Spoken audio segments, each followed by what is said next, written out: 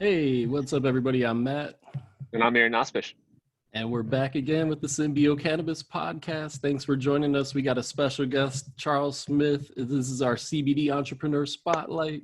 So we're happy to be here with Charles. Thanks again, Charles, for joining us. Thanks for having me. Good to be here. Oh, yes, sir. It's going to be a beautiful conversation. I can tell already from meeting you just before this and talking a little bit. So I'm excited, man. Thank you. Likewise.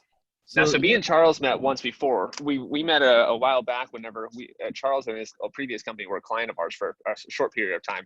And Charles, I'd love to, if you start by just giving like a little bit of a background of who you are and how you've got involved in the cannabis industry and where you're at today.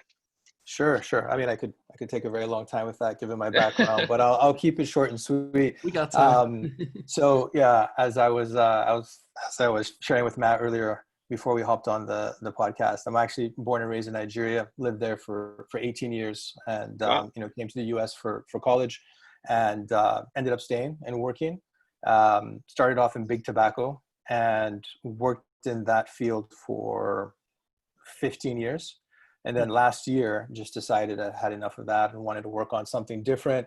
And, CBD was on my radar at that point. And just thought it'd be a good opportunity to use everything I learned working in big tobacco and parlay that into a field where, a lot of parallels with big tobacco at the moment, restrictions and regulations, and it is still somewhat taboo given the hemp, relationship. But, started off doing some consulting for a small business local to where I am, and then got the opportunity to join, one of the largest retail CBD brands in the country, and was with them for about 6 months until, being a retail-based CBD brand, unfortunately, the impact of COVID on the business, I'm no longer with them. But, great experience. Happy to talk about as much as I can, regarding that. And then, obviously answer any questions that you guys have about, the entire background. But that's me in a nutshell. So That's awesome, Charles. You look too young to be doing something for 15 years. Thank you, man. Thank you. I'll take that. Yeah. And so is that primarily marketing that you were doing there? Or what was your role, and what has been your primary role? Yeah. So, starting off, back in my school days, I've always had a passion for design and marketing. So I studied graphic design in undergrad and got my MBA in e-commerce. But I mean, this was like back in, I graduated from business school 2003. So this is when like Amazon was just getting hot. Awesome. And, all that. So, and then also got another degree in communication. So I've always had a passion for, when it comes to business, the audience, and how best to communicate and get your message across. And then in my career, I started off in communications, did that for a couple of years, and then had the opportunity to hop over to marketing, and specifically digital marketing, and did that for the majority of my career. And then the last 4 or 5 years sort of evolved into e-commerce from digital marketing. So Awesome. yeah. Very, very cool. And your role in your last company, what was your role? I don't want to. Yeah. Assume. No, that's fine. Head of, sometimes, depending on the day, I had that same question, and I was working at the company too. So, fair question. That's what happens when you work at a startup, Oh, yeah. No, I was responsible on paper for all marketing and all e-commerce, but there was also a lot of, customer service and new product development, molded into that as well. Yeah. So big role. Yeah, Awesome. that gets heavy with the customer service and e-com and all this other stuff. Oh my God, man. You were probably working 12 hours a day at least. Yeah, there were days when that was the norm. It was a lot of hats to wear, I mean, I enjoyed it. I love talking to the customer. I think at the end of the day, customers, regardless of what field you're in, customers that really focus on the customer service experience, and, in our field, to an extent, customer education, and really take time to help people understand, what they're buying and why they would be buying that, are going to be the guys that are standing at the end. That's not something that we could do at my last company. It's a very conservative company from a marketing standpoint. And I get that, but if you have customers that are reaching out to you, trying to understand your proposition and how it fits into their lifestyle and why they would choose you over a Charlotte's Web or a Fields or Absolutely. populum, and you can't give that information, well, it puts you at a competitive disadvantage. So, but I think you're exactly right. And so for those of you who don't know, Charles, he was working with one of the largest CBD companies in a retail, or I guess it was the largest retail distributed CBD company, Reliva, and they did excellent. And they now, what happened though is, we talked originally right when COVID was starting to hit. We were trying to transition into more e-commerce sales for you guys and see what you could do there. And I remember two things. We talked a lot about one, that they had this big transition from retail to digital when your company was really focused as a retail company first and foremost, and then second, that you guys were very conservative and strict with FDA compliance, and you wanted to make sure that anything and everything you did was by the book, with no claims whatsoever. So I have two questions, and we'll start with one. The first one would be, I'd love to hear just kind of like how COVID affected you and your role in the largest CBD retail company there was, or CBD retail brand there was. And I'm sure that will give a lot of insight to a lot of different people who have experienced a little bit of similar things with maybe smaller brands or their own retail chains. And then I'll follow that question up with, I'd really like to learn more about what your experience was like having such a conservative company. Where was that line? What did it feel like? But let's start with that first one. How was this transition? So coming in March, you start seeing what's going on. What happened, and how did you guys respond?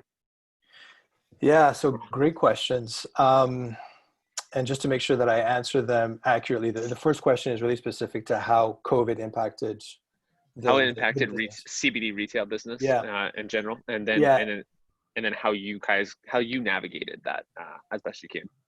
Yeah. So to be honest, when we started to get an understanding of how dire the situation was going to be in terms of COVID's impact on retail-based businesses, I was trying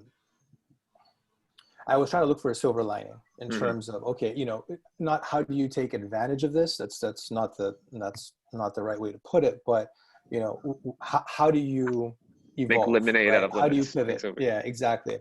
And the hope was, the plan was to focus more on e-commerce, right? And use that very new platform for us, because that's one thing that we struggled with, is that from a retail standpoint, we've been selling at retail for over 2 years, but from online standpoint, we only came on board in Q3, Q4 last year. So very, very new in that space. Totally. And, so the aspiration was, okay, well, look, if we're going to get hammered at retail because of COVID, then, let's sort of shift our weight over to online and figure out, what levers we can pull to better connect with consumers in that space, right? And that's when we reached out to you guys, and I was pushing to start that campaign that we had designed and almost kicked off. But because I was hoping that, okay, because of this COVID situation, that would impact our sales in a way positively, right? And I'm not going to say that we didn't see any sort of pickup because of that, but again, given how, and this kind of delves into your second question, because we are so conservative with regards to our marketing, and again, we have very, very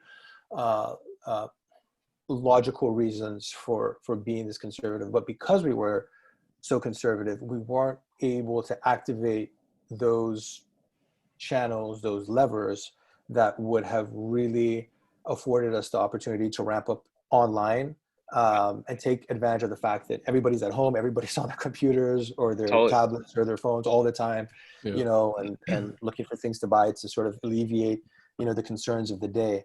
So, long story short, we did improve our e-com revenue, but not to the extent that I think we could have, given the current climate, if we had been able to take advantage of some marketing channels that we weren't able to. So. Yep. Makes total sense, man. Absolutely. And you guys weren't alone. It seems like it devastated an entire CBD retail industry all at once. Oh, but man.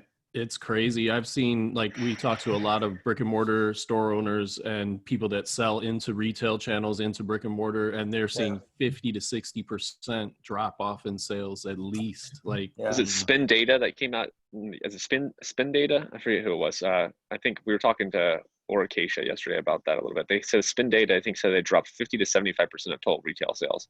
It was a more specific number than that, but it was in that range.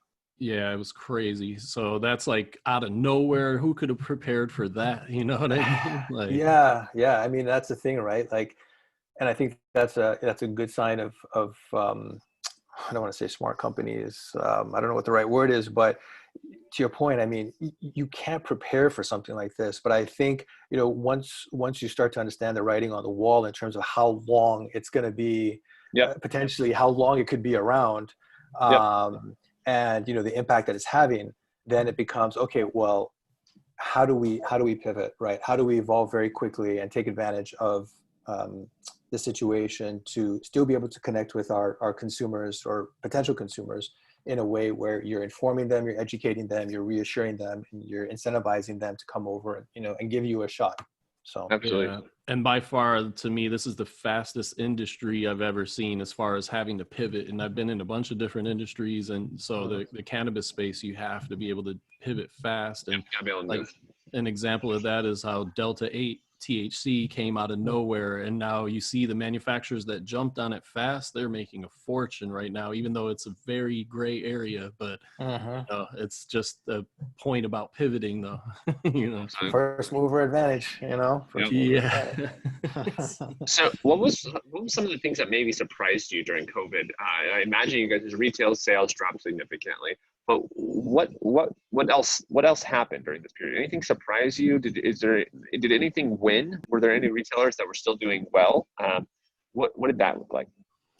That's a great question. Honestly, I was so heads down on just trying to do the best I could at my role at the company that I really was not paying attention to to the competition. I mean, I knew that other CBD retail brands were getting pulverized, and that just caused me to focus even more on our website, our digital marketing efforts, and figure out how to make them as effective and as efficient as possible. But yeah, to be honest with you, I mean, I knew that things were sort of blowing up around me, but I just had my eye on the target. Focused. Was trying to. I think that's great. So with that being said, Charles, do you see the future of the CBD industry being more focused on e-commerce based, and what do you see happening with brick and mortar? Yeah. And just industry trends as well. I'm kind of curious, like what do you think is going to be working and not working? And I know that you've had experience selling a full line of CBD products, from everything from topicals to tinctures to some unique instant drink things, some special things like that. So what are you seeing both at the present day industry trends? What are you expecting in the future from brick and mortar standpoint and just a success standpoint? Yeah, brick and mortar, honestly, I feel like an imposter if I try to answer that question, because I'm an e-commerce guy, that's my domain. Totally. And I mean, look at what happened with COVID, and just how this came out of nowhere. And who's to say that, something, I can't think of anything, but just, something comes out, in the next 6 months that has a positive effect on the retail industry and kind of swings everything back the other way, I mean, who's to say that couldn't happen? Exactly.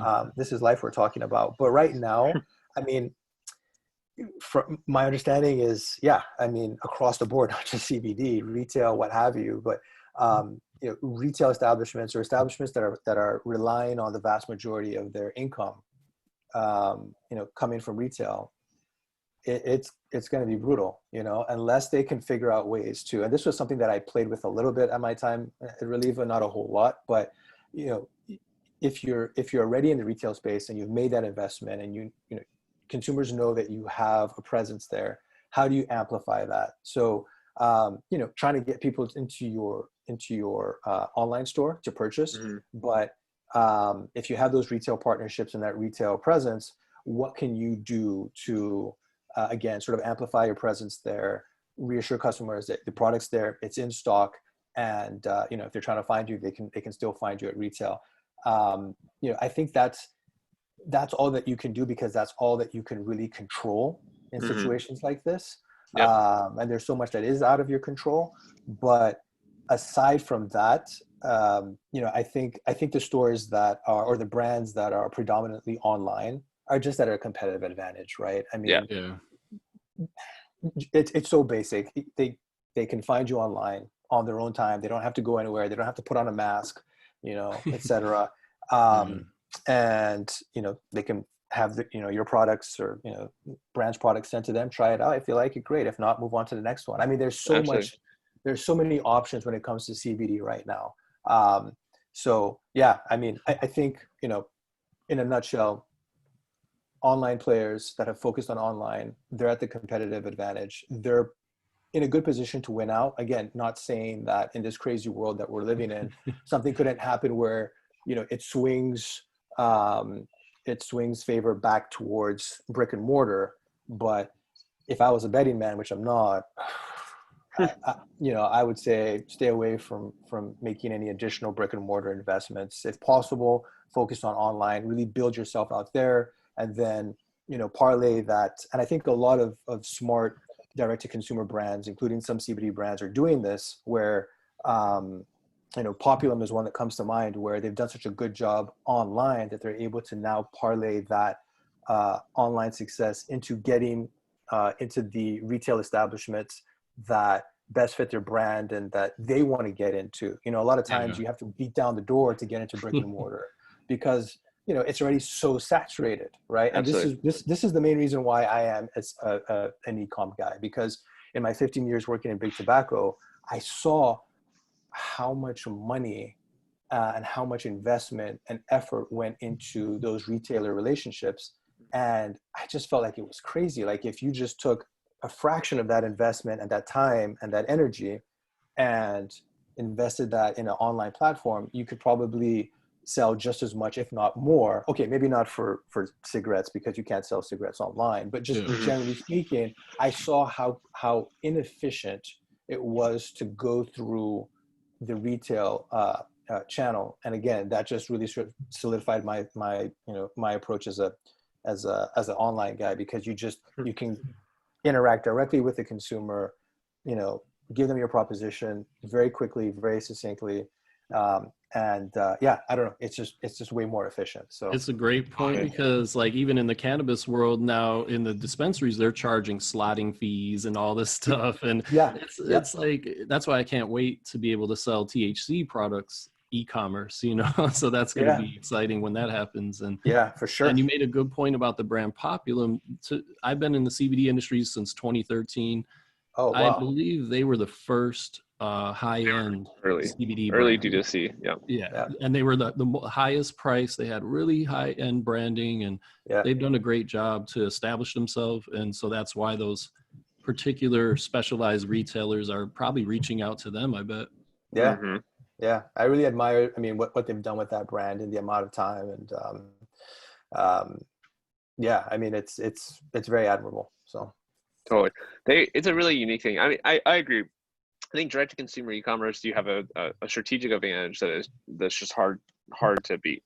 And especially in times like this, obviously, we saw a big rise in traffic across every store that we work with, including on our own. And like, it was just clear that was the place to be in the time. But now being here in July 2020, what do you think that is going to be the most important things really for e-commerce companies to win out? You mentioned a couple of things about exceptional customer experience, exceptional customer service. But what other things do you think are going to be like the important things to be focused on going for the rest of 2020 and 2021? It's a great question.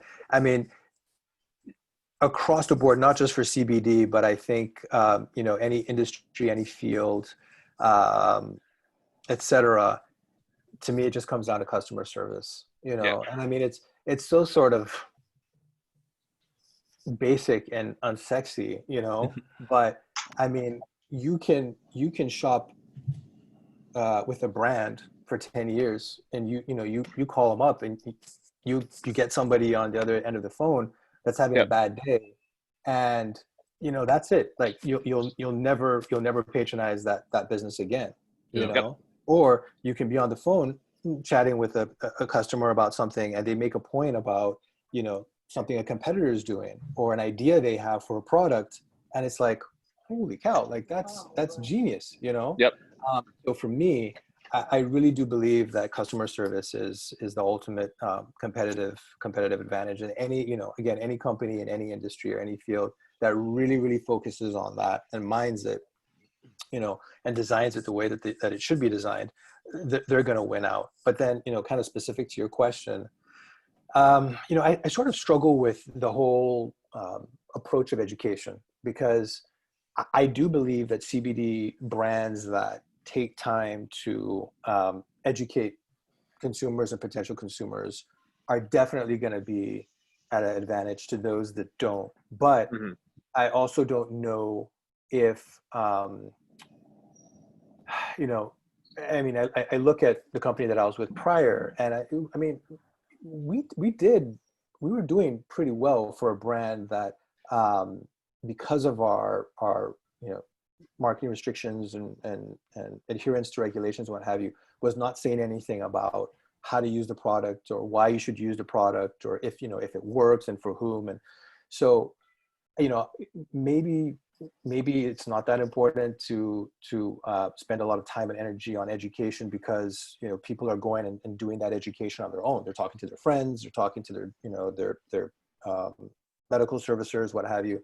But that aside, I think that if somebody can come to your website and find out everything about yourself, find out everything about how the product is made and how to use it and why to use it, that's just gonna be better for you. I mean, I've come across a lot of CBD websites where it's just like, here's the product, basically, and here's some questionable reviews, somewhat sketchy reviews, and a picture of a farm somewhere, a mountaintop, with the person like at the top of the mountain, like doing the victory dance. It's like, okay. And then you go to Feels.com, which is one of my favorite ours brands. too. Yeah. And how they've laid out the information and what they have available, or Joy Organics, with their CBD 101 booklet. And I'm like, this is how you should be doing it. Like, regardless of what, what's getting the most traction, like just having that full proposition for a new customer where it's answering every question, it's alleviating any concern they might have about doing business with you. Like that's the right way to do it. But I feel like you have a lot of people that are just in it for the quick buck, right? So they're not going to make any additional investment, especially right now with COVID, that more than they have to just be in business and make money. So it's those guys are like the founder of Populum. I don't remember his name, but you can just tell if you read his story, or read about his story rather, that he really believes in this business, and he's been there since the beginning. I consider him a pioneer.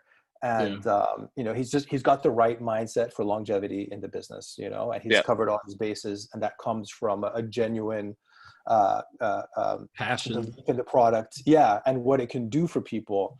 And that really comes through. And so I guess, very long-windedly, to answer your question, it really kind of comes down to just, how much passion there is behind the brand, and how that, is sort of materialized on the website in terms of everything from the product selection to the descriptions of, how and why to use the products, to the customer service, like just making sure that every aspect of your business is very well designed to address any, consumer questions or concerns or inquiries that they might have about your brand. Gotcha. And Charles, it seems like you really pay attention to a lot of brands, I can tell. And so, like, if you were launching your own CBD brand today, what kind of brand would you launch? And like, what would your target niche be? And like, how much money would you want to have as a budget? Ooh, man, that's a great question. So, it's funny you asked that, because who knows what the future might bring? I mean, with my experience with Reliva and seeing everything that's Charles out gonna there, launch a brand. well, it's, I mean, or at least, consult and help brands benefit from what I experienced firsthand working for one of the biggest CBD, companies in the country. I think that if I was going to start a CBD brand, something that, how do I put it? So from a product standpoint, I know that there is innovation, but generally speaking, everybody's selling sort of the same stuff. And if you guys disagree with that, please let me know, because that would be, good education for me.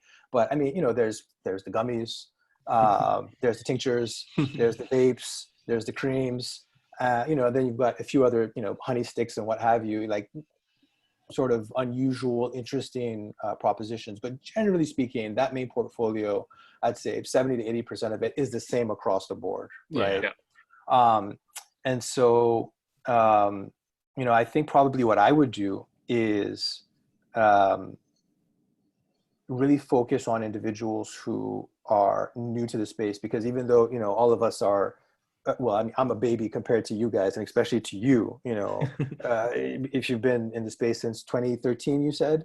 2013 or 14. So I'm a stoner somewhere around there, though. Late So, 2013. Yeah. So, I think what I would do is, sorry, my point there was, to us, we know so much about CBD and what it can do and the potential it has, but there's still a ton of people out there that this is an enigma. There's so many people that don't know what CBD is. It's amazing. Like we take it for granted, like you said, because we're in the mix every day. But there's so many people that don't even know. You could say CBD and they're like, "What's CBD?" Yeah. This is a small aside, but I do Airbnb as well, and I own properties at Airbnb, and I've been doing that since 2013, I guess. And I can't tell you how shocked I am when I tell people about that business that I have, and they're like, "What's Airbnb?" And I'm like, I use it all the time. Are you serious? I got some questions for you later then, Charles, about that. Oh, please, by all means. But that just illustrates my point about, or reinforces my point about, again, we think everybody knows about CBD, right? But really, we're probably in the minority at this point, domestically and definitely internationally. So I think I would probably just focus on, individuals that are new to the space and interested because they're looking, for something natural and healthy to deal with insomnia or anxiety. And I'm not saying that these things will work for everybody or anybody. I'm just saying that that's, what anecdotally people are using these products for. And incidentally, I've used it for I've used it in the past, and it's worked for me. People in my family use it, so I definitely believe in it. I have no question that it works. But again, just be very, very focused. Maybe do the feels approach. Maybe not with tinctures, maybe with gummies. So maybe something like Not Pot. I don't know if you guys are familiar with Not Pot. Yeah, that's a great brand, man. That's another great brand that looks like they're crushing it. I mean, they always seem to be sold out whenever I go to their website to see what new flavors they have. So I don't know what's going on there, but maybe start off, keep it simple, pick a narrow consumer segment. So, maybe it's young professionals, 21 or 20 to 35, one kind of product. So it's really simple to kind of introduce them to CBD, stellar customer service. And then also, in this day and age, don't do it if you're not, don't do it as a marketing ploy. Only do it if you're sincere. But something that really appeals to me is like with Not Pot, a big part of their proposition is social justice. And I think, there's the bail project where they pay for bail. Every order or I don't remember the parameters, but they basically social conscious mission. Yeah. Yes. Yeah. Like we're taking a stand on this particular topic, and we're backing it up by, either making a donation or, getting involved politically or whatever. And I think that, again, you have to be sincere about that. Don't just do it as a marketing ploy. But, man, Charles, have you been watching me and Aaron's videos? Like everything you're saying is what we believe in too. So you know what? I have not, but I noticed, how did I don't remember how I saw it, but one of your earlier podcasts, you were talking about how to advertise. Oh, I think it was a Facebook group that we're both in right now, like CBD marketing and affiliates or something like that. I Ads think, and affiliates, I think. Yeah. I hope I'm not making this up, but anyway, I believe you had posted one of your podcasts talking about how to market successfully on Facebook. Oh yeah. And so I actually, if I were to close this Zoom window and you could see my tabs, you'd see that one of the tabs is YouTube, and that particular Awesome. podcast. I have that slated to watch that later today, actually. That's awesome. Yeah. So, but to answer your question, no, I haven't. But believe me, I will certainly be. Oh man, we're cut watching a from the lot more of same cloth podcasts. though, Charles. Like everything you were just saying is exact same principles that me and Aaron believe in. So like Absolutely. just stripping it down, minimalism, starting with one SKU, maybe Yeah. two, and building the audience and then rolling out more SKUs once you have your trust built with your audience. That's right. I think that's the way to do it. And get their feedback, integrate them. It's direct with consumer is better than direct to consumer. If you can get them to grow the business together, that's the way to do it. And I think you're right about customer service. I think it is one of the most easily overlooked. It's one of those things, oh yeah, we got customer service, don't worry about it. But if you really take the time to be customer obsessed, to make sure that every touch point of their experience is just top notch, that every question that comes in is answered quickly, that any problems are addressed swiftly and effectively. We had a policy at Monk where people would just tell us they didn't like the product. We'd say full refund, done. And that level, and we say give it to your friend.